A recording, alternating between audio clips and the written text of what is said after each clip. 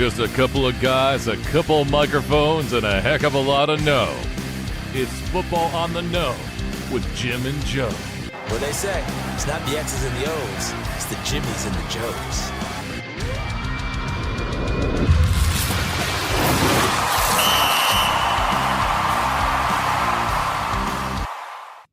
All right, what's going on, everybody? Welcome to another episode of Football on the Know. I am Jim McPhee, and alongside of me, of course, is Mr. Joe DeCapita. What's going on, Odos? Welcome back for another edition of Football on the Know show. We apologize for not being around last week, but some things we had to take care of, and it kind of kept us away from the show. But we are back, baby. We are back, and just in the nick of time because it is the NFL schedule release at 8 o'clock. But let's start to release some games here and there throughout the whole entire day. Not so much let's wait till 8 o'clock when you made it a big deal, NFL. But pretty much they released half the schedule before it got to the 8 p.m. deadline. And then now we get to look at all the rest of the games, what they're scheduled, what their time is at, and everything. If you're new to the show, if you're just kind of joining in, really appreciate you guys being there. Help us grow this football community of ours. Head over to YouTube, hit that subscribe button, hit the notification bell, let you guys know when we go live. As well, make sure you guys comment down below on Facebook or YouTube. Comment down below, send in your questions, send in even your opinions about certain things, topics that we're going to talk about. And there's a lot to get to, Jim, so let's kind of dive right in. Oh, yeah, the schedule. That's right. You said it's been released. It's been leaked all day long. We'll get to the Sunday night, the Thursday night games, stuff like that. But for me, let's talk about some of the international games, Joe. How about the Packers and the Eagles here in Brazil? Now they've added these other ones here. We know about London. Has been there, forever here. And we're going to see the Jacksonville Jaguars a few different times here. One in Week 7 against the Patriots, and then one against the Bears. But as their initiative that we talked about weeks ago, they're trying to move forward and try and get into Brazil. And now there's going to be another game in Germany once again. But Week 1, right off the bat, you're going to have the Packers and the Eagles, and I think that's going to be a great matchup. You get to see Jordan Love here. A true test. Yeah. A true test against for the Packers. Jalen Hurts. I think two young, quarterbacks, good at their craft right now, and up-and-coming teams here. Yeah, and that's the thing is it's going to show Packer fans where the barometer is for the Packers in this season. How much better did they get? How much better did Jordan Love get as a quarterback? Are they able to compete with the Eagles? Made it to the Super Bowl recently. Are they going to be able to compete with that roster that they have and the nucleus of players that they have? And if so, if they can kind of even if they lose the game, but they stay kind of close, that's going to show you hey, they're a real legit team that can maybe push the envelope a little bit throughout the season, maybe even push for the division and see what they can do towards the end. Yeah, definitely. So I'm excited about that one. It's going to be interesting to see those. And I think that's going to be on Peacock again. And again, we're getting to see some of these more streaming going on, being sold platforms off here and there and everywhere. And that also brings up the fact to me that we're hearing now Netflix has entered the game here, and they will stream 2 games on Christmas Day this year as part of a 3-year deal now with the NFL. Yep. So we are going to see games on Netflix now. So again, you've got to have all these different streaming things again to I hope you have a Roku and everything, all that stuff to watch these games. And it's continuing on, and we talked about it, a few years now, Joe. But it also it begs to think that I think someone brought it up. I might have been on Pro Football Network. Are we even going to see possibly a Super Bowl that's a pay-per-view now, because what's going on with all these different streaming places now too, that again, pay to watch. Why, is the NFL going to keep it an international game to where you can just watch it on broadcast television, or do they go again full on pay-per-view after this? No, I don't think you'll ever see them do full on pay-per-view for the Super Bowl. They make too much money with all the sponsors and vendors that are involved. If you were to make it an exclusive event to where you now have to pay for the biggest game, you're going to see a dramatic decline in people just not willing to pay to watch it. You know, people are going to find other avenues to find it, whether it be legally or illegally. They're going to do whatever they have to do. They're going to go to the bar instead. The bar is going to pick up the tab, and then people are going to be flooding to those type of venues to watch the Super Bowl. So I think they would lose money more than they would gain if they were to do that, and I think they understand that and know that. So I don't think that's the direction they're going, but what they are doing is when you see more of these streaming platforms getting involved, and we kind of talked about this a year ago, and said that we were alluding to this kind of happening on other platforms where they were going to, hey, who wants to pay us more money to show a Thursday night game or a Sunday night game or a Monday night game? And then even playoffs is going to be part of a deal coming up. So I think with Netflix, it was just a matter of time. We already seen them do kind of like documentaries on players. Like the quarterback show was actually pretty cool. So if you haven't seen it, I definitely recommend going to check it out. I think it's still active of a show on Netflix, so you definitely got to check that out. Follows 3 players, and then they're having a new one, just wide receivers. So like it's going to have like 4 wide receivers, and they're going to follow them around as of last season. Very cool show. They did a great job with the quarterbacks. Now let's see what they can do with wide receivers. But the streaming platforms are going to continue, and it's going to be a bidding war. That's what the NFL is doing it, and it's actually brilliant for the NFL because now they're gonna pin all these streaming platforms against each other, and it's gonna go to the highest bidder. It's just gonna drive up that price.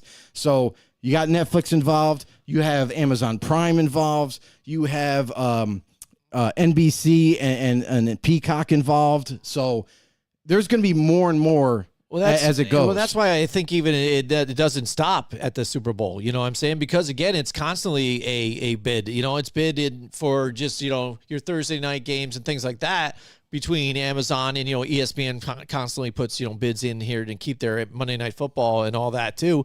And they're constantly going to take bids. So what's to say that somebody says a big number for the Super Bowl, they're going to accept that, Joe? No. I mean, no. Yes, they will. I mean, that's what they do. And they have been. And they've even lost money on the whole YouTube Sunday ticket, and they still do it too, in either way. So it doesn't really matter that they might be losing money on it. They're going to do it anyways. No, not with the Super Bowl, the biggest game of the year. Because you're going to get people, if you're on Netflix and Netflix pays you, there's still going to be people that are going to pay to put their commercial on the Netflix because Netflix is doing commercials still. That's true, but they'll still be making more revenue.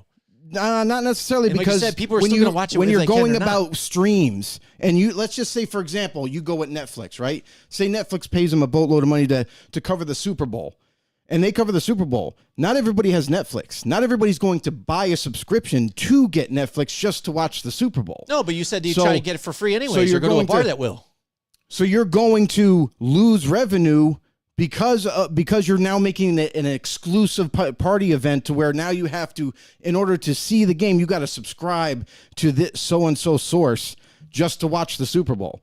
I don't see that happening because then now you're going to be losing money because not everybody has money like that, especially with the way things are now. But you say people do the same thing for the other games, though. What do you mean? For Thursday night and those are individual regular season games. You're talking about the still biggest. Find a way to find it. You're talking about the biggest show in the game. Yeah. And saying, well, someone's going to offer them big enough money to kind of blow their doors off and give them that, but they're not going to get the return that they were going to get when it's public and out there for everybody, because they got tons of vendors and everything. Now, when you go to a certain channel or platform, now you're reducing the amount of vendors that get involved because that certain stream platform that you're going to use, they're not going to accept all these different vendors. It could be competitors that want to get in on that, and they're going to be like, well, no, we don't play nice with those 10 vendors, so we can't have them on the show. But NFL's going to be like, wait a second, we're going to make money on this.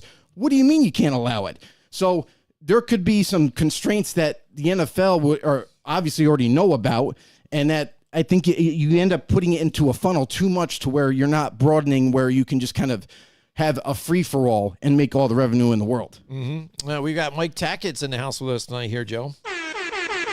Mike Tackett says, who gets an international game next? Australia, Japan, Ireland, or Canada?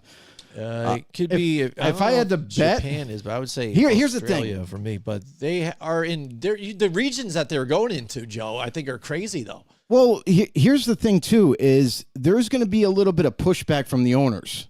Like, we haven't gotten there yet. There hasn't been that threshold, but we're getting really close to the point where owners, coaches, players, they're not fans of these. They're not fans of these games because they got to take, miles and miles, hours and hours of travel time just to get to whatever destination they're going to.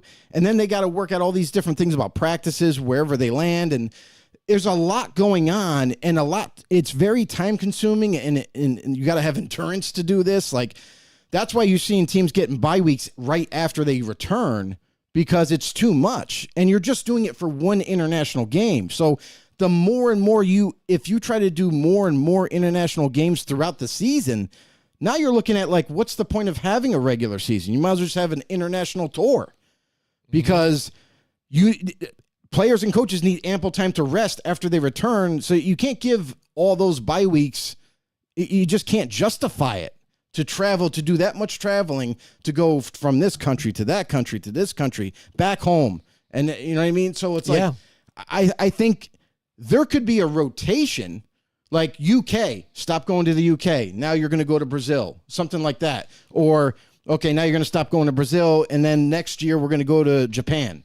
You know what I mean? Like, if you're going to do a rotating thing, but if you try to expand the amount of international games going forward, there's going to be like a revolt at some point where they're going to be like, wait a second, we're not doing 4 to 5 games this year internationally because it doesn't make financial sense for us because we got to spend money to find hotels, to make travel plans, all that kind of stuff, to move our equipment over there for a week. So it's like there's too much going on there where I just don't see them expanding it, but if they were going to rotate in and out, like, it would be kind of cool to see, like, Australia is so far away, though.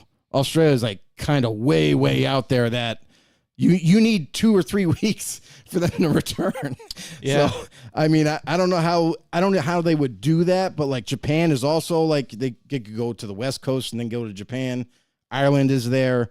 But, man, it's one of those things where, like, they better not push their luck with owners and players and coaches because at some point they're going to be like, wait a second, we're not doing this anymore. We can't do this anymore. So the NFL's got to be careful of all that. Also, Mike Tackett says, I'd love to have NFL Films have a Hard Knocks that started in the offseason and ran through the entire season.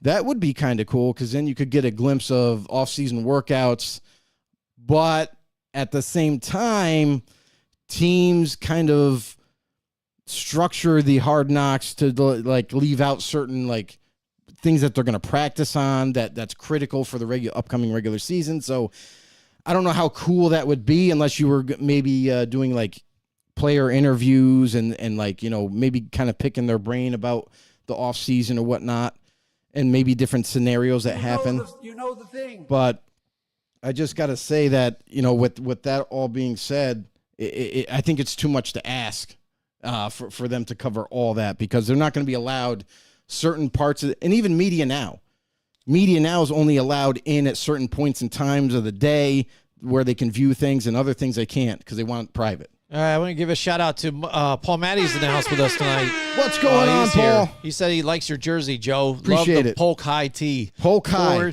touchdowns in one game. That's if you don't know, best high school player get the hell out of here. Ever. What are you doing watching the show if you don't know? Best high school player ever. Al Bundy, look him up. Yep, that's right. All right, and then what does Mike Tack have to say Also here? says, does the amount of money Netflix could pay the NFL outweigh the amount of money the advertisers currently give the NFL during commercials? He says, I don't know. I think in the Super Bowl, commercials all day long make millions of dollars on top of millions of dollars. Like, you're paying for a 30-second commercial. I saw somebody pay for like a 15-second commercial, and that was millions alone. And then when you expand it to 30 seconds, where a lot of these big-time companies do, it gets really ridiculous. You're talking 10 to 15 million for a 30-second commercial during the Super Bowl. So it's like, it depends. I feel like it depends when you get to the playoffs. It's like it goes way up, in terms of price value. But then you get to the Super Bowl, it's like creme de la creme, where you're paying buku premium dollars just to do a 30-second commercial. So I don't think Netflix could battle that for a playoff game or a Super Bowl game, because that would be a lot of revenue where I think that the NFL will kind of lose out on because of the amount that they can ask for. So when they show the Super Bowl, they show playoff games, they can ask for whatever they want for the time scales. So to me, that I don't think Netflix could deal with that. I hope Disney tries, and then they go bankrupt. Disney's already losing money. Yeah, I know. No, they already are. I think they all just go in again, and then they lose more, and then they're done. You look at what ESPN is doing right now. Yeah. ESPN and NFL Network themselves NFL Network is doing the same thing because yep. they look at what ESPN's doing like, oh, well, they're shaving money because they got rid of this big name. Now they don't have to pay him big time money. They got rid of this guy. They got rid of this guy. They replace him with these young people that come into the business straight out of college. Nobody knows who they are. What's their resume? And they're in front of the camera, and you're like, wait, I don't remember this guy. Who's Stan? Never seen this guy before in my life, but he's getting paid way cheaper and still doing the job that ESPN needs to do. NFL Network is now starting to do that same thing. They get rid of Michael Irvin. They get rid of guys that have been around for years. They're getting rid of because of their high salaries. And now you're looking at both those companies. They're a shell of themselves of what they used to be. ESPN used to be a powerhouse of sports entertainment. And now they're a shell of themselves, and it just keeps getting worse. Yeah, it is getting crazy, Joe. But getting back to the international games real quick. Again, it's one of those things that I think I remember hearing Joe Burrow talk about it during his press conference about his healing on top of everything. And they brought up the fact that they wanted to go to 18 games and stuff, and he was stressing the fact of having that second bye week there just so everybody can heal up and maybe potentially taking a full league bye week at the same time so everybody rest up later on. So then, you don't have the injuries. Because, again, no matter what they keep telling you, with hits and all these other different rules, they're trying to eliminate injuries. They continuously tell these guys to play more games, and they're still selling more games on more days of the week to other streaming services and stuff like that. So when it comes down to it, it's all about money, and they don't give a shit about the health of the players.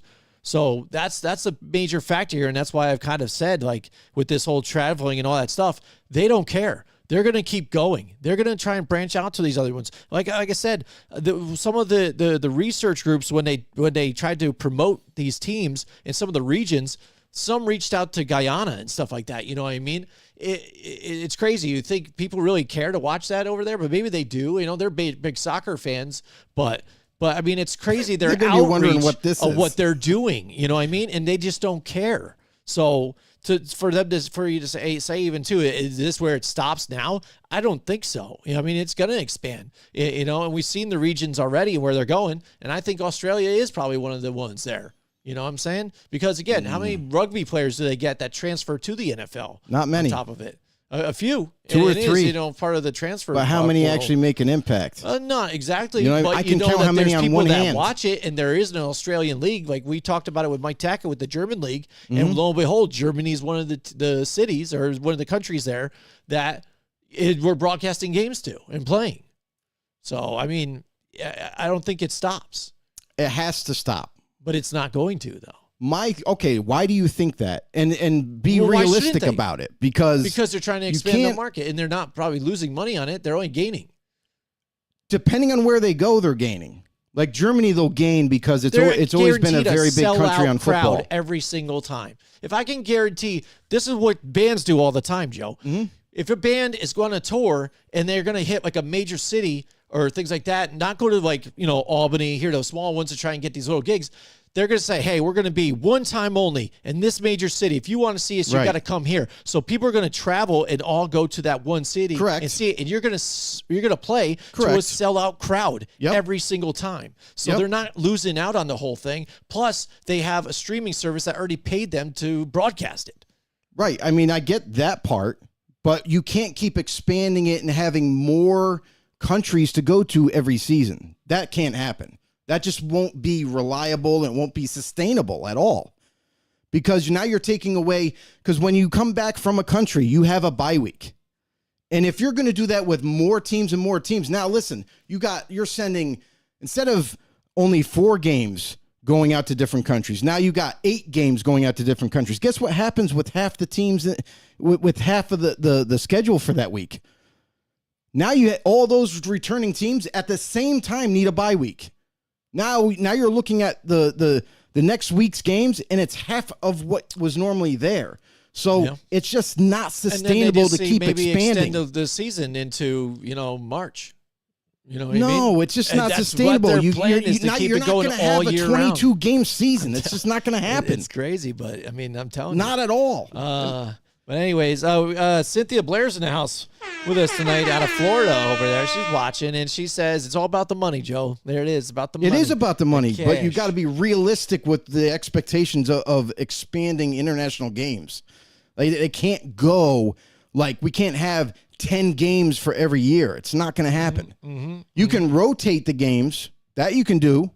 UK we've been going to UK for the past how many years? And like now it's like, okay, every time we go there, it's success. Yeah, because they don't get to see us. Just like you mentioned with the concert tours. I get it. But you can't expand the amount of countries you're going to go to every year. There's a certain point where like you just can't do it. It doesn't structurally going to hold up. So you have now at that point, then you're going to have to rotate. Like, okay, then you're like, okay, well, we're not going to go to UK next year. And next year we're going to go to Japan instead. Like that makes more sense. But as far as expanding it, like it just ain't going to happen. All right. We've got Mike Tackett. He's on YouTube now. He says, do you guys think we'll see the Guardian caps mandatory on every helmet during games within the next few seasons? I don't think so. I mean, I think it's crazy though, the fact that they even said that they're optional to play this. Nobody's going to wear them this year. So it will be interesting to see who does. I mean, I didn't think anybody was even going to kind of retire early because when they were worried about CTE and things like that, and we saw a lot of guys, young guys, stop their careers early just because they were worried about concussions and what that was happening to them. So who knows with that? But I think if they do, it's going to look funny and they have to put the logos on it or something. I don't know, but it gets crazy. I mean, I don't think they will. And I think they would make it optional throughout this whole thing because especially what they're doing, and they're committed to changing these helmets so much and trying to make them safer that even the top 3 helmets, I think are just as safe as if you were wearing that Guardian cap. I think they're saying it has just the amount of protection as if you were wearing the Guardian cap itself. So because they're trying to eliminate not wearing it. So, but they just keep it optional now this season to see. Right, feel it out to see if people do it or not. Yeah, it's an optional thing. Some guys, maybe they do it. Maybe some do. But honestly, like Jim was just saying, like there's 3 helmets that they just created out there that are just as formidable, just as strong, just as safe to wear. So why would you just wear this Guardian cap on top of it all? I mean, who knows? Maybe we'll see some players wear them. Maybe kick returners or someone of that nature that's high speed impact type of deal. But let's see. Let's just wait and see how that kind of all reacts. I just think that if players are smart, like I've always kind of guessed and wondered, like why wouldn't they want to upgrade their helmet choice?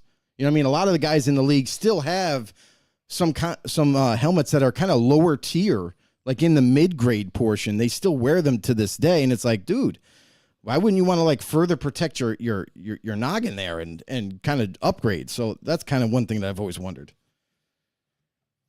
John Turner just commented. He says, "Come on, guys." He goes, "I wrote an article 4 years ago telling the world that every team will play outside of America within a 4-year stretch at the most.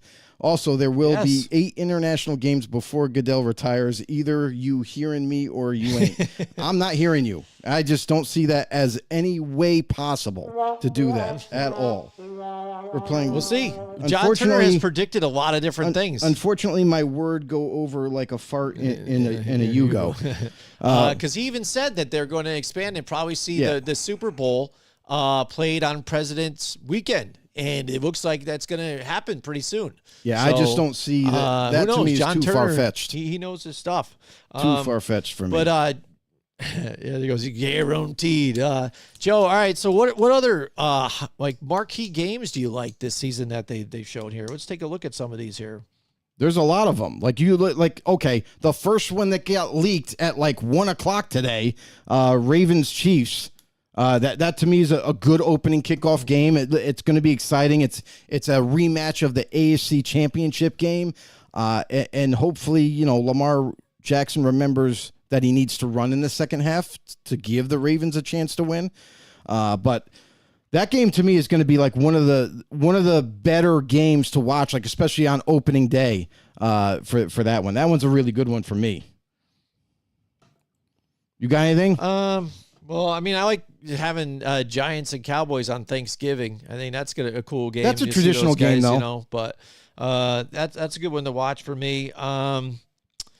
I don't know. I mean, let's take a look at the Sunday night football games here that they have broadcasting here. Look at the list here. I like Ravens and Bills right there too. I think that's a nice one going forward. And I think even the Bears and the Texans would be a nice game there too on week 2. You think the Bears and Texans? I think it could be just because let's see what this offense does do with these additions that the Bears have and Caleb Williams, and you've got the other young quarterback on the Texans side. So but Texans, Stroud. Like the thing with the Texans is they've upgraded this season. They not only got better, but also Stroud is in his second year, which is kind of dangerous. So, I mean, the Bears, they're just getting rolling, and hopefully the rookie can not make that many mistakes and be able to get the ball to where he needs to. On top of that, I mean, for the Sunday night games, though, I don't know. Maybe even the Lions and Texans, week 10. Lions and Texans sounds good. I'm down with that. Everything else I'm not really that into. You know what I mean? I mean, you've got 49ers and Cowboys, but do the 49ers kick the shit out of the Cowboys again like they did last year? Or do the Cowboys put up a fight? What are we going to see out of the Jets this year? Do they do all right against the Steelers? I think my Jets team, will be fine. The Giants versus the Bengals. I don't know. who knows with that one, but I'm not really interested to see that one. So, maybe Miami and Cleveland would be a good one too. But, all right, let's move on to the Monday night games. Let's take a look at this. This is the schedule here. September 8th, right there. We've got. Hey, that's my birthday. We've got the Jets and the San Francisco 49ers. Now, this could be interesting, too, because, again, I want to see this Jets defense, top 5 ranked defense of last year, play against this, defense of the San Francisco 49ers and see what Aaron Rodgers has to do here, with these guys. So I'm looking to see if that's going to be a close game or not. I definitely, a lot of places highlighted the Atlanta Falcons and Eagles game. That's going to be a cool one. I don't know. I don't know if I'm not into that one, but I'm interested to see what the Falcons are going to look like. Well, now you have an answer at quarterback finally. So Atlanta Falcons have been, kind of looking for that answer there at that position. That to me is going to give them a leg up, and that game right there, I feel like is going to be way more competitive than people are going to give it credit for leading up to it. Everybody's going to automatically think the Eagles are going to just destroy the Falcons. I wouldn't be so sure about that. With the changes that they've made, especially offensively, that they give themselves a chance to be competitive there for sure. And a couple more, I would say probably the Jets and the Bills on October 14th, and then the Lions and the San Francisco 49ers. I like that one, December 30th, because it's close to the playoffs right there, Joe. And these teams, the Lions had that game. You talk about when some of these teams letting the other team off the hook. The Lions came out roaring in that game, and they had it, and then just squandered it. It drifted away from them in that game. And so it would be nice to see a rematch here with the San Francisco 49ers, depending on where these teams are in the standings on December 30th. I think that's going to be an awesome game for Monday Night Football. Yeah, I mean, and that's the other thing too, is like when go back to look at the AFC East, you got the Bills and Jets. I feel like that one is going to be something exciting to watch because now you finally have Aaron Rodgers healthy. You have your team that you've managed to upgrade, especially on offense. Your defense is really solid. Like that right there is going to show everybody, I feel like, what are the Jets this year and what are the Bills going to do? Because Bills still have a good team, but they haven't been one of those division winners or anything that they're kind of just like they just take over the season and it's like there's no chance of stealing it away from them. So the Bills just haven't locked in that high premier tenure that they're looking for. Where the Jets are up and coming. Like they look great on paper right now. They do. They look great on paper. Now it's a matter of putting it all together on the football field, and I think you're going to see something special with Rodgers. All right, let's look at Thursday Night Football on Amazon, Joe. It looks like the Amazon kind of get a better set of games this season. You know what I mean? Some of them might be stinkers, like the Jets and the Patriots, but right off the bat, you've got the Bills and the Dolphins. I like the Giants and Cowboys again right there. That's a good one, I think, too. I think that'll be a fun game, at least for me to watch. Skip down, though, too. Then you've got the Jets and the Texans in Week 9, which again, depending on what Aaron Rodgers does with this team and where they are, I think that could be a really fun game to watch. And then the Bengals and the Ravens. I mean, we talked about Joe Burrow and staying healthy and stuff, and he bounces back this season. And depending on where they are in Week 10, that could be a showdown and possibly a preview to a playoff game. And then Green Bay and Detroit. That's always a good game too to watch, especially as of late. Jared Goff just got the new extension there, too. And Jordan Love, man, looking really good. And that's one of the youngest teams out there. You know, Dan Campbell's got his team going with the Lions. That could be a knockout, drag-out game back and forth with that team in that game on Week 14. I got to go back to the Bills-Dolphins. I think that's going to be a pretty exciting game to watch. You're going to get to see – and here's the crazy thing. It's like we made a joke about it when we covered the draft about how the Dolphins seem to always draft speed, and it rings true even this year where you get Chop Robinson, who is a freak athlete with speed off the edge. You know what I mean? And then you also look at their offense, what they have at Devon Achane in the backfield. This is like it's almost like it resembles like the Rams of like the greatest show on turf. This is the fastest show in America. Like the Dolphins are absolutely crazy, full roster of speed, and it's just very difficult because you can't teach it. You can try to cradle it and defend it and slow them down, but man, is it very difficult to do so when they're hitting on all cylinders.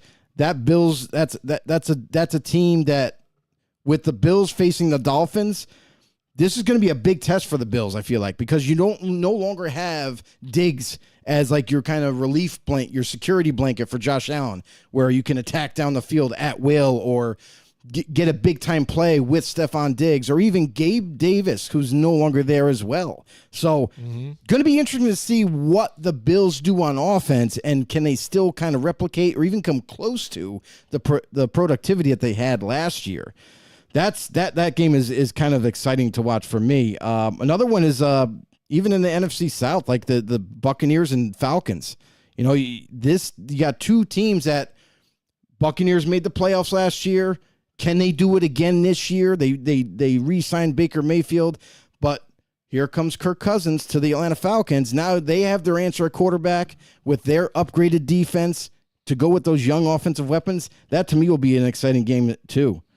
I know when we talked about it off air, it doesn't show it on any of those sites because there is a Black Friday game, and it's going to be your Raiders and the Chiefs again, Joe. Same as last year. Maybe the Raiders can do it this year, just like last year. They ended up beating and upsetting the Chiefs last season late. And who knows? A lot of people are really into what Antonio Pierce is doing for the Raiders here, and it seems like everybody's buying in on the whole system. So let's see. Let's see what happens. Maybe the Chiefs can finally be dethroned this year, but they are looking pretty tough. And we talked about it last week last time we were on, and the improvements that they made and the way that franchise is. And if they win with a three-peat here, you got to be talking dynasty here for them. Well, Kansas City Chiefs, like Super Bowl winners. You know what I mean? That's it. Like, you got to give them credit. They won the Super Bowl 2 times in a row. Like, it's insane what they've been able to accomplish thus far. And now they're even gearing up to maybe make a third run. So the Raiders, they were like the last team that was the last loss the Chiefs sustained before they went on that run into the playoffs and then winning the Super Bowl. So this is going to be it's always a fun game to watch because regardless of what the Raiders are in terms of like stature of a team, they seem to give the Chiefs the most fits. They seem to always have a close game. And for them to kind of steal that game in Kansas City last year, it put a bad taste in Kansas City's mouth. I know they want to rinse it out and kind of forget it. But this is another opportunity where the Raiders can make a real big exclamation point saying, hey, listen, the Chiefs aren't just the only ones in this division that is going to be competing. We are too. So, listen, they've done it once. They got to try to do it. They got to try to sweep them, to be honest. Yeah. Like you did it one time last year in their home. Now do it in their home on Black Friday and in Vegas as well. That will really kind of stand out. Definitely. And just to touch on the Netflix games, again, that are on Christmas Day, one is the Chiefs and the Steelers, and then the Ravens and the Texans. I like that one because it's a rematch of the playoff game as well, where Texans, they were coming into the playoffs, one of the hottest teams in the NFL throughout the season, and it kind of hit a wall. You know, they got smacked around in that game. So I'm sure they got the taste of blood in their mouth, and they want to have a better showing here on Christmas Day against the Ravens. Yeah, I mean, listen, anybody that's still hanging around in the comment section, make sure you drop down in the comments, comment, ask a question, even bring up a game that you guys are most, looking forward to, because there's plenty to choose, honestly, like even Bills-Texans. Bills-Texans is a game. It's not on the primetime schedule, but it is in the regular season where that could be a fun game to watch. Obviously you have the AFC North with those teams and how competitive they are with the Ravens and Bengals and what have you. There is a lot to like this year. I feel like there's a lot of games too this regular season that there's teams that are playing other teams they don't normally get a chance to play, but it looks like a very good matchup for both to face each other. So there's going to be some interesting games to watch. Look at Packers-Rams. That could be another good one, another fun one to watch. Derek Carr makes his return to Kansas City this regular season, so the Saints come marching in. Can they go into KC and maybe try to upset the Chiefs at home? It just keeps going on and on and on. That you got Titans-Lions. Could be interesting. I know what you're thinking. I know you're thinking the Titans, they're no good. I'll tell you right now, they've done a really good job of adding weaponry to that offensive side of the ball, as long as bolstering the defense. That with a new coaching regime in place and everything, things look a little bit better than they did a year ago. So Titans could be one of those teams that we're not expecting to do well, but might. Other than that, just kind of scrolling through, trying to find other games, but actually the Packers-Niners game is always fun to watch. Got anything, Jimmy? No, I'm good. So we showed the Thursday night football schedule. We showed Sunday night and Monday night. Yep.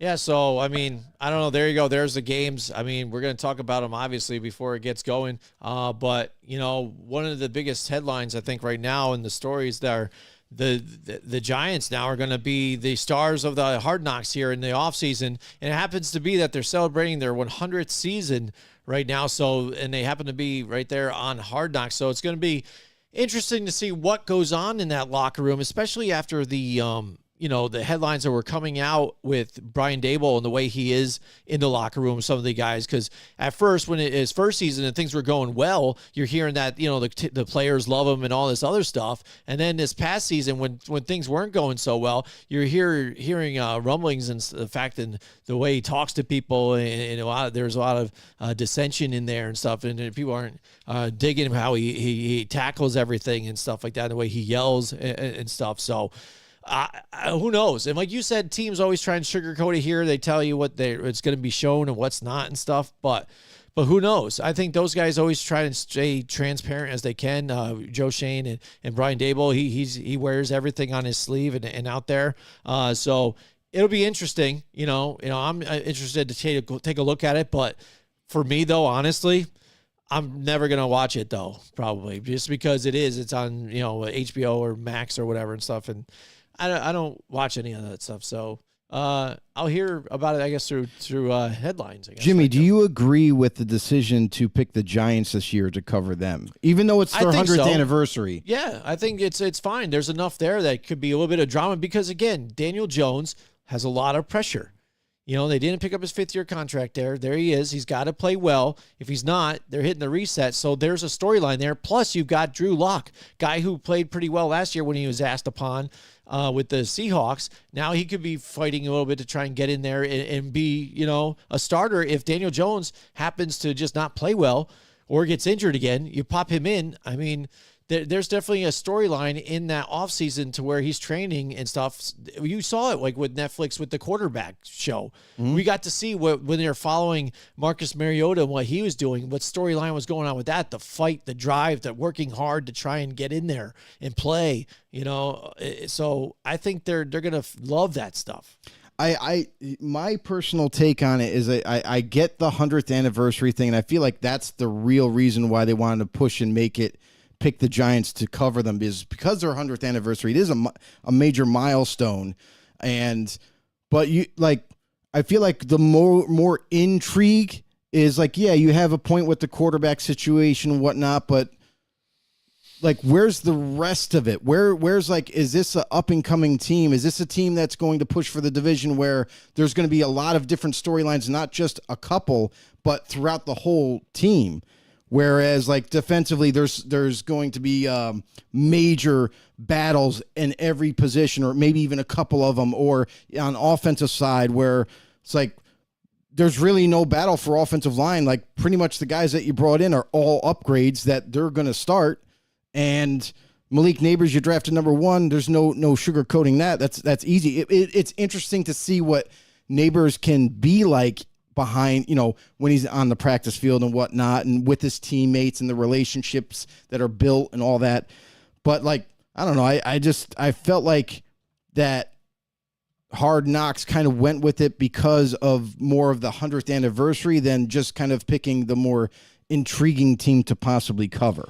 Possibly, though, because, again, if you look at some of the teams that they've picked, it's not like they were real contenders. There was always some kind of drama there. I mean, remember the Dolphins that were like a mess with their coach? What was that, Coach Serrano, I think it was? Who was it? No, I can't remember what his name was. Remember, but there was a lot of scandals going on with that. And I think when the offensive lineman had come out and said something bashing the team and the way the coach was too, I can't remember. It was so far back, but they go for those types of things. You know, if you know, some guys are, you know, being questioned, and if they have the ability to play, or what's internally going on, a team that is at the bottom trying to grind to try and make some changes. I mean, they had the Jets in 2010 as well, you know, things like that. Yeah, it's part of it. So, yeah, there is a rotation involved. And again, they always will try to find some kind of thing. I mean, look at Darius Slayton. I mean, again, it's like that's going to be, yeah, exactly. That's going to be what our wide receiver 2 or 3 at this point. I'm surprised. I don't think he'll make the team. I hope he doesn't. You know what I mean? But the way they got it showing in like over on our lads and everything, I'm like, really? This is what you think you're trotting out there? I'm like, oh my goodness, dude. So maybe that's what they're looking at with this one. But I think it's really to kind of look and what Brian Daboll, because I think that he's a polarizing guy, and I think that's what they're really kind of targeting. Question to you, Jimmy. I was talking to somebody off the air, and they were mentioning on our previous show that we had when we talked about head coaches on the hot seat, and they, interestingly enough, they brought up Brian Daboll as a name that could possibly be on the hot seat, but it's not his fault. Like, in my view, it's not his fault that he came into a team that is in disarray and is not built to win yet, and still needs time to cultivate and turn over the roster and get it to the way he likes it. But he's been there for a little while, and I feel like a lot of the struggles is not his fault, but it's like, it's a process. And I know that in the modern era with football, it's like, dude, you got to prove to me that we can at least compete, or that we can start to win games slowly every season. And it so far it hasn't bloomed yet. Yeah, I mean, I thought about it because you were hearing grumblings about that last year, that, you know, possibly, you know, he could be on the hot seat and all this other stuff. But being a Giants fan, you kind of know how the team reacts to things like this. Last time they kind of pulled the trigger quick was when it was on, a Ben McAdoo, to where he was already the offensive coordinator under Coughlin and things like that. And then he moved up instantly to the head coach. And after a good season, failed miserably. And then, problems in the locker room. Right. I think if we start to hear more problems in the locker room, that might be where they go. But to me, I think they're riding it out. They still making questions about Daniel Jones because I think even partially ownership really wants Daniel Jones to work. And if he doesn't, I feel that they're going to give Brian Daboll another shot to pick his guy and then go. I mean, and that could have been his opportunity to do it this year. I mean, we looked at that, Joe. We looked at this draft. We're like, do they go quarterback here? And they chose not to. But maybe his guy's one of those they tried to. They tried to get their guy. And tried to get their guy, and it didn't work. So they got, a Malik Neighbors, which I'm excited about either way. But I think they will give him another opportunity to grab the quarterback of his choosing. Well, that's the thing is, like, when you grab a rookie, it usually allows you to have a year or two extra tenure, but not so much in modern day NFL. So I feel like if they were going to move on from Daniel Jones, it should have been this year. They should have taken a guy. I know that they tried to move up to get Drake May. That wasn't a secret. But at the same point in time, okay, you weren't able to get Drake May. Go a different route. And we didn't see that. Instead, obviously, they went with a really good talent, a guy in Malik Neighbors, who we also saw that happening for the Giants if they were going to sit and pick, and they did. But now I'm kind of intrigued on his shelf life. Like, what are the conversations behind closed doors with ownership, with the coaches? Because this makes it really interesting, because from what it sounds like from the outside looking in, they are out on Daniel Jones completely. They've already made that decision. That's why they were trying to trade up to get Drake May, because they're like thinking, hey, we're stuck with him this year because of his contract. So let's get a guy we can groom behind him for a year, and then after this season, we can move on financially from Daniel Jones and we can put our guy in. And we didn't see that happen. So exactly how much time is this guy going to be allowed to kind of keep building this roster while hopefully finding their quarterback next season? A lot. I guess he's only had 2 seasons there. One, they lost in the divisional round, in the playoffs. So they made the playoffs one year, and then 1 year they didn't. And they're not abysmal like they were with Joe Judge and Pat Shurmur for 2 years, or McAdoo. So I think it's just they're in a better situation. And I agree. So I think they're going to stay behind him and move forward. I agree they're in a better situation, but it's more of what have you done for me lately type of deal where made the playoffs. The others haven't, made the playoffs, but you overachieved that year. You shouldn't have made the playoffs, but you overachieved and you made the playoffs. Well, the reason they didn't make the playoffs last year, they were starting their third quarterback. DeVito. Everybody thought they were going to do anything with DeVito. You know what I mean? So when you have those injuries too, where we're going to go. So that's why I think last season's a complete wash. So they look at it as you made the playoffs last season, injuries at the quarterback situation like crazy. And again, wide receiving core that sucks. It can't get open. And I think again, overall with the offense that's run, terrible offense. It's too many deep routes and a bunch of other situations that don't lead him to scoring. Again, so when you look at that, he's taking over plays though now this year. Yes. So but why did you wait to take those plays over last year when things weren't going well and plays were terribly called by Mike Kafka? He started to. Yeah, but my thing is like that's his decision where he could have made an earlier decision where like, okay, forget it. You're struggling with the play calling. Let me take over now. And even though the end result might not have changed much, but at least you would have saw a better offensive product on the football field, better play calls. With Tommy DeVito? With anybody. It would have been a better offense either way, whatever plays he was calling.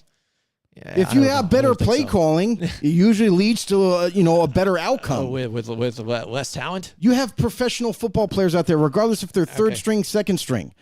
So there would have been a slight change in how well you play. Yeah, maybe the end result and the record would have stayed the same, or maybe you won a couple more games than you did. But in the end, like it shows critical decision making from his standpoint. We're like, okay, listen, we got to go in a different direction. I got to take over the play calling duties because he's not getting the job done, and then carried into next season. That's all I'm saying. Mm-hmm. Like it should have been a quicker decision to me. One thing that was different too is that defense was not playing well either, though. Not like they were even the year before either. In Wink Martindale, he ended up getting fired because of some of it and having arguments with Dable as well. So that ended up coming to push to shove, and he's the one that's out. But it looked like at times Xavier McKinney was the only one playing out there. So and now he's not even on the team anymore. So it's kind of hard to nitpick on the defense when your offense ain't important, but points. I think it's a non-issue. I don't think he's going to be on the hot seat at all. So how long you give him? Tackett, like 2 more years. 2 more years. Yeah. Okay. Mike Tackett, he says Atlanta would be fun to watch, given their quarterback drama that they have here on Hard Knocks. It would be interesting because everybody was shocked with that pick. With Michael Penix, and it's still, to me, to this day, after finding out more information, it doesn't make sense why you picked him. Yeah. Because if you don't plan on the whole deal in the first round is to get an impact player that you're going to either see this year or very, very soon. Like within this year. Like you got to be an impact player. So if you're taking a quarterback to be a backup, and not just for this year, but for several years, because you just gave a boatload of money to Kirk Cousins, what are you doing? Like I just we were scared because we didn't want to be in quarterback hell. When Kirk does move on and we don't have an answer. Oh, well, you could have took a quarterback 2 years from now. You could have made that happen. But whatever. Like you could have took a pass rusher at the 8 spot. You could have took a wide receiver. You could have took anybody. Mm-hmm. But instead you chose to take a player, I should say, that's not going to see the football field bearing an injury from Kirk. He's not going to see the football field for several years. So you invested a high first-round pick for a guy that's not going to see the field most likely, and, you could have went a different direction. So, I mean, there is drama there, but at the same point in time, it's like, it is what it is. But also what's interesting to me with the whole HBO series is that they do have teams on rotation where they try to stay away from teams that they've already covered, where it's like on their list where they go down and like, okay, well, we already covered the Chargers. We covered the Patriots. We've covered this team, that team, and that team. Now who's next on our list? So that could be also come into factor too. Mm-hmm. Mm-hmm. All right. So, Joe, some of the things that also happened, a couple more free agents signing with teams. Odell Beckham Jr. finds himself on the Miami Dolphins now trying to chase another ring, right? But, I mean, where's he even? He doesn't have room for him, right? Did they have to bring him in on a wheelchair? Yeah, I know. Guy's like 300 years old at this point in wide receiver years. Interesting enough, he's going to play another year, but can he stay healthy, everyone? Can he do it? Yeah, that is the big question here. But I guess the biggest extension or signing here, or biggest news breaking one that people are talking about is Jared Goff getting the money that he gets now, to where, again, Jared Goff, in depending on who you are, either you like him or you hate him, or you think he's overrated, or now people are thinking he's overpaid. You know what I'm saying? Because it was a guy that was the quarterback for the Rams that took him to 1 Super Bowl. They didn't win. And then, the Rams kind of looked at him as, well, he's the reason why. And they traded him, and swapped quarterbacks with Matthew Stafford. And there you go. Matthew Stafford ends up winning with the Rams. But Jared Goff looks really good right now with the Lions too. And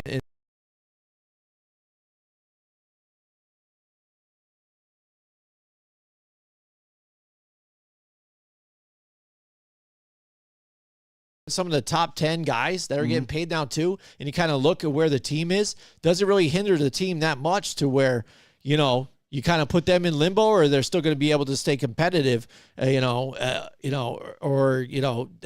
it. You overpaid the guy and it's not worth it to you. I don't know, man. I don't know. Because a lot of people are looking at it as like another guy that they kind of put in comparison is Dak Prescott. A lot of people said he's really similar in the fact that he still puts up pretty good numbers, and they're really tough. It's really tight in comparison on what their numbers are.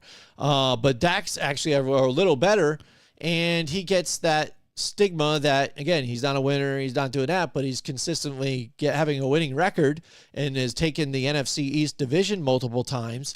And just, yes, not having that success in the playoffs has kind of been that knock or whatever, but he's got better numbers than let's look at like this. He's got better numbers than Jared Goff. So now he's looking for that extension this year from the Cowboys.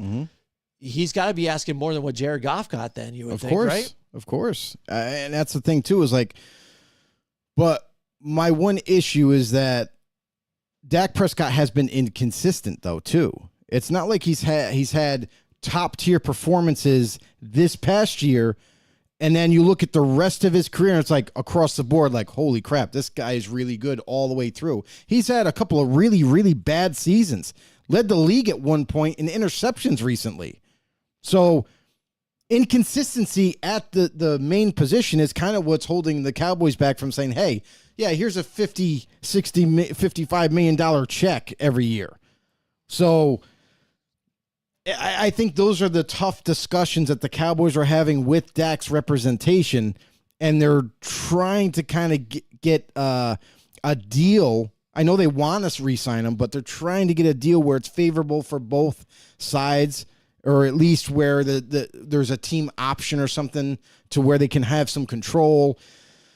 Obviously, they're going to try to dwindle down that cap number as much as they can, whether they put, guarantees in it or whatnot. But I think when you're comparing him to Jared Goff, now here's the deal. Goff, when he was younger in his career with the Rams, yes, he tended to struggle once in a while, was inconsistent, and that's why I think he fell out of favor with the Rams, where they're like, we need a guy who's experienced. We have a team that can win now, and that's what kind of drove them to make that deal and trade away Goff. Even though Goff had the youth and has more years left on his tires, they wanted Stafford because he's already proven, he's a veteran, he's been there, done that type of thing. He just hasn't been on a great roster. So when they got him, of course, you saw tremendous success happen. They won a Super Bowl. Great. Mission accomplished. But then Jared Goff gets sent to Detroit with a Detroit team that really wasn't all that, really was not very good. And by having the right coaching staff, when they hired Campbell, 100% the right guy for Detroit Lions. A guy that basically breathes, eats, and sleeps Detroit football. Like that dude, when you picture a head coach, that's him for the Detroit Lions. And when he got there, he totally changed the mindset of the Detroit Lions. The current players and now the new players on that roster with Goff's mindset. And now you're seeing a completely different Jared Goff, a guy that has tremendous support from his teammates, from his coaching staff, and they really, truly believe in him. And look at what he did last year. You throw for over 4,500 yards. You throw 30 touchdowns. You throw for only 12 interceptions. You have I think his QBR was like 60-something%. His completion percentage was damn near 70%, just below it. So, guy had a tremendous year. And that's with the team that they have built over the last couple of years with Dan Campbell. And now you look into this upcoming season where they locked up their tackle. They locked up Amon-Ra St. Brown. They have Sam Laporta as their tight end. Like, there's a lot to like. Jameson Williams is going to probably take a huge step forward this year at wide receiver. Like, there's a lot to like with that Detroit Lions offense and that defense that's getting rebuilt slowly. They look much better than they did a couple years ago, and they are a true contender. We've seen them face off the Chiefs, damn near winning the game. You know what I mean? They've fought some tough competition, were able to hang in the game and sometimes win it. So I really do expect Jared Goff to take another step forward this upcoming year. So much so that he's going to be in that MVP conversation because he has all the pieces now. He has that protection. He has the support. Just watch out for this guy. Now he's got there's no guessing on, they're going to move on from Goff or not. He's locked in. They totally believe in that dude. Mm-hmm. Yeah, absolutely. And you heard the chants, last year when they were in the playoffs, Love stuff him. like that. Love him. So it's just, again, people look at that. They look at Joe Burrow and Jared Goff now. On average per year, he's the second highest paid right now, and that's where I think a lot of people are like, man, really? But hey, like I said, if sometimes again when they talk about a player, sometimes you need a change of atmosphere. You know what I mean? And this, sometimes a different team is just a better fit. So, Mike Tackett's in the house. He says, Dak, what is he? Is Dak's 73-41 record worth 22% of the Cowboys' entire salary? No. And we kind of talked about Dak Prescott in a past episode where we were kind of debating, like, do you give this guy the contract? Do you not give him the contract? I don't think you do, because not only is it taking a large sum of cap space away for Dak Prescott, but what has Dak done for you? Don't get me wrong. He's a good quarterback. He's a starting caliber quarterback. However, out of all the years he's played for the Cowboys, have they won a Super Bowl? No. Have they've gotten to round one a hell of a lot of times, but they don't get any further than that. So if you got your quarterback who sometimes has to be asked to be like, okay, the running game isn't working out, we got to go straight pass. We got to try to get back into this game. We got to try to win the game. When you're putting that kind of pressure on Dak, he's not the same dude, and he kind of buckles under the pressure. He's not as productive, and he can't get you those come from behind wins like other quarterbacks do. I'm not blaming this all on Dak because it's a team game, but there's something to be said about that, where you see other quarterbacks have these glamorous comeback from behind wins. Matt Stafford had a bunch of them. Even in Detroit was able to do it with a lackluster roster. There's other guys. Derek Carr, for God's sakes, was with a putrid Raiders offense and was able to have come from behind wins. So it's like Dak hasn't really had that success. So do you see a future with him to win a Super Bowl? I don't personally do see that. Not with this team anyway. Mm-hmm. So and like I said, it's when you're looking at some of the top contracts, stuff like that, and it's how it's structured all together. I'm looking at Patrick Mahomes, and he's in the top 10, but guaranteed is only 14% of his contract, guaranteed. Dak Prescott, 60%. You know what I mean? Yeah, guaranteed money right there. That's also, too, like, they got that deal done early for Mahomes because they knew what they had, right? Mm-hmm. So they got the deal done early. And made because it like a 50-year deal, like for $450 million, and like a long deal. Because they got that deal done so early, they were able to not pay him as much. Yeah. It's that simple. Yeah. Like, they didn't have to pay him that much. When Dak got his deal done, it was a year or two after, where the inflation of the cap and the inflation of the market for quarterbacks went up tremendously to the point where you're like, it's making your head spin on how much these quarterbacks are getting now. Yeah. So, and now that we're at the point where Jared Goff just signed that huge mega deal, Dak's looking at that and said, hey, Dallas, what's up, guys? I want to get paid like close to that. Right. And when we talked about, the Dak Prescott with the Giants and stuff, right above him is Daniel Jones at $20 million on average a year. Mm-hmm. Dak Prescott, $23 million right now. If he tries to contend with, Joe Burrow and those guys, it's got 29. So if they don't have Daniel Jones anymore, if they do go for Dak and stuff like that, but pay with him, pay the deal if they will or not. I mean, who knows? But what will be the game plan for them? It all depends, I guess, how this season goes and what their expectations are. And that's one thing that we've heard with a lot of different franchises, stuff like that. Expectations change, Joe. You're like, oh, we're rebuilding, we're doing this. Well, just like even the Texans, I'm sure their expectations going into last season was like, hey guys, let's just do better. Let's get CJ Stroud together. Let's at least be a winning team. Yeah, that's and the then goal. All of a sudden, now their expectations are they won the division make the and playoffs again and make it farther, beat the Ravens. So we'll see. I mean, but that's what I think is the real talking point with some of these, because they see Kyler Murray is in the top 7 right now. Is he producing to what really that his money shows? No. Nope. Deshaun Watson, 100% of his guaranteed contract, and you can think the Cleveland Browns. On the field. You can think the Cleveland Browns for that deal. Oh yeah, I mean, terrible. But that's the problem is when you give a lot of guaranteed money, and that's the deal. That whole deal that went down with the Cleveland Browns, the owners around in the NFL were like, "What the fuck are you doing? We don't do those type of contracts for this reason. What are you thinking?" And I'm pretty sure Roger Goodell went over with a ruler and slapped the owner on his wrist and said, "Don't do that again. You're pissing off. You're disturbing the animals in the room. Nice. It's not good." So not good for business. But Deshaun Watson, like that dude has been through a whirlwind of episodes, where being away from the game for 2 years to coming back slowly, still kind of beat up. And we still haven't seen the same Deshaun Watson that we saw with the Texans, but he's getting there. We saw him play last year, even though he missed some time again. But in the beginning of the year, looked pretty decent. That offense looked pretty good. So hopefully he can stay healthy this year, the whole entire season, and Cleveland Browns fans can be a little bit happier with him at quarterback. Yep, absolutely. Any other contracts you want to cover right now, Joe? I mean, I thought Antoine Winfield Jr. just signed a mega deal. Is the highest paid safety in ever, actually, ever. Time, yes.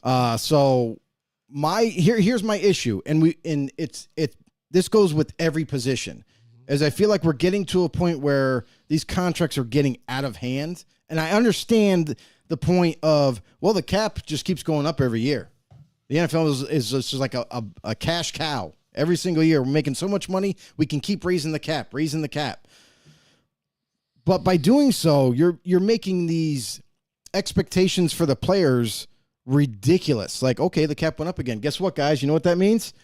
We're getting paid this year. All us free agents are going out there. We're going to try to break records. We're going to try to be the highest paid wide receiver, corner, running back, quarterback ever in the history of the NFL because the cap number keeps going up. It gives them a reason to always try to strive for more. But this is Antoine Winfield Jr. is a safety. Safeties are not as high valued as a lot of other positions, because there's not those elite safeties anymore that we used to see. Sean Taylor was a nemesis. Ed Reed was a nemesis.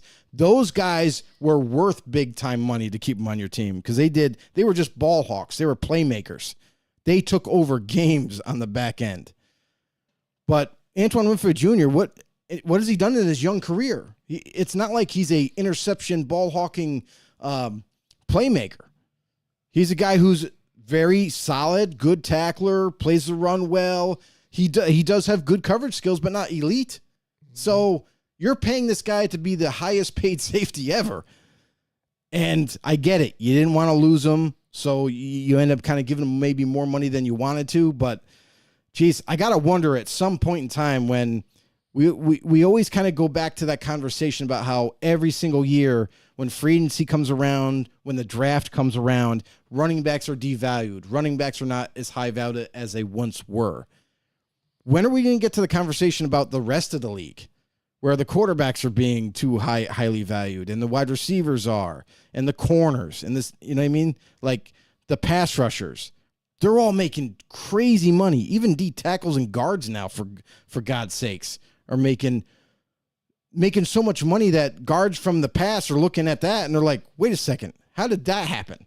Yeah, it's almost like players are talking to the teams and like, listen, if you want to be able to keep me at all, then you got to pay me the most. Like that's what kind of seems crazy. Like. And teams are just like, yeah, all right, that makes sense, you know. And that's why I always thought, like, when they have the narrative, when we talk about media bringing up these factors, they're like, well, you know, that's the going rate. That's what you got to do it. You got to do this. You got to do that. And you're like, why? You know, nobody's going to stop and ask the question why. Nobody's going to be like, oh, we'll just go with the flow because that's what it is. That's the reason why, you know, this country is, you know, inflated like the way it is, and the prices that we're paying and everything like this. They're like, oh, well, it's going to happen. Let's just keep raising this and not expect, you know, something else to go up higher. I mean, it's just crazy. You can't just live that way. Stop.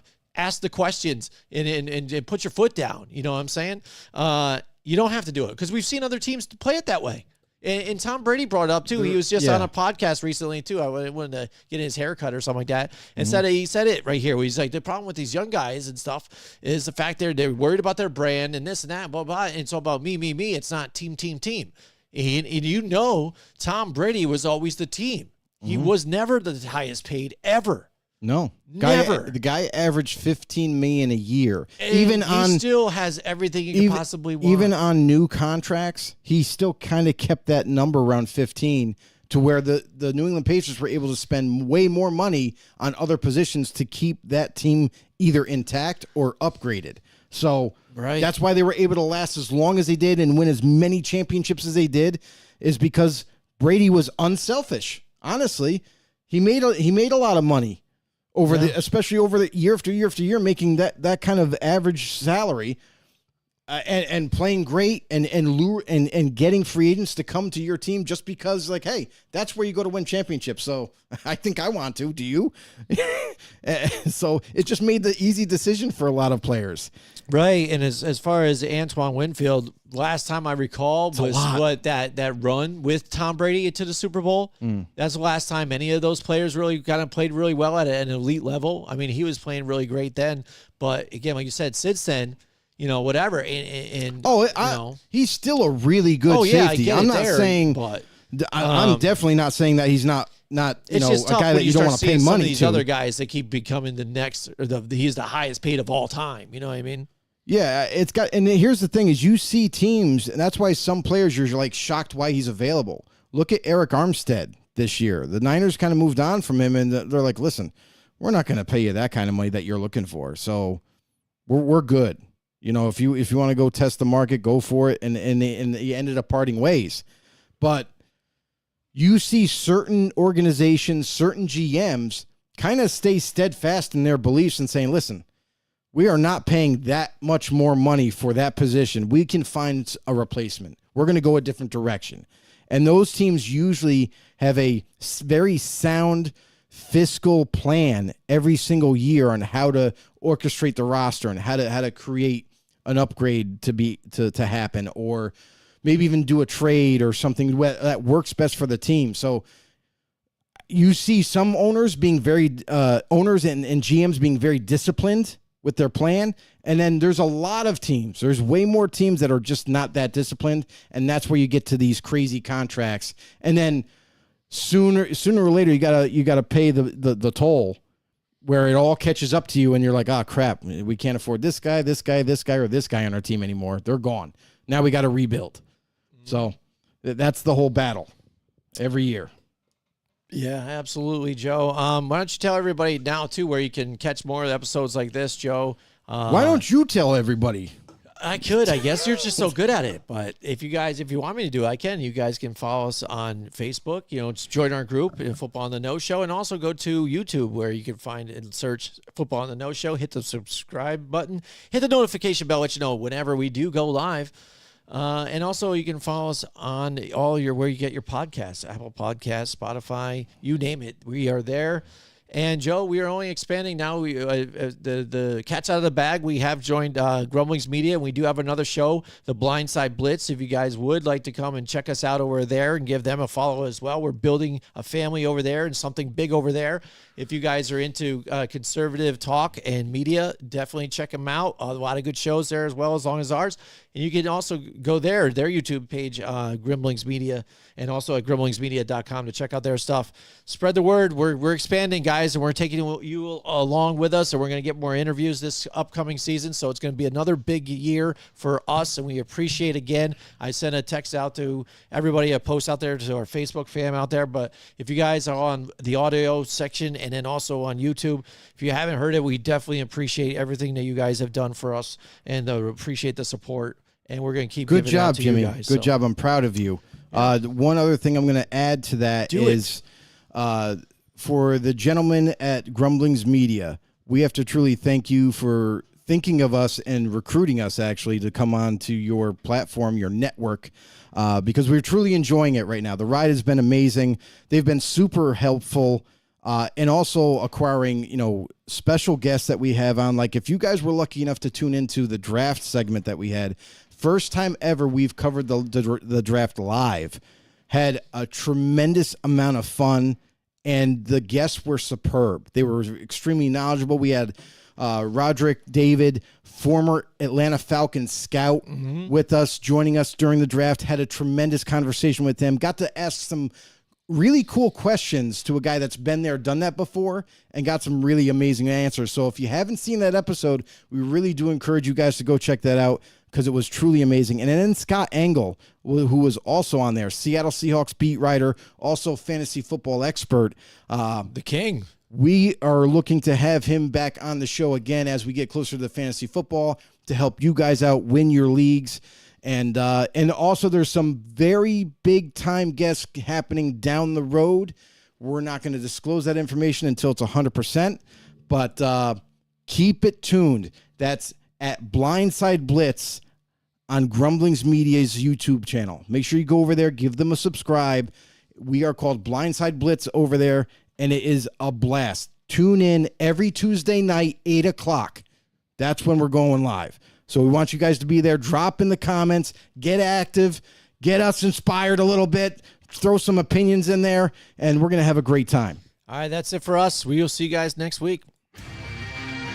Join us next week from 8 till 10 Wednesday night for more Football on the Know with Jim and Joe.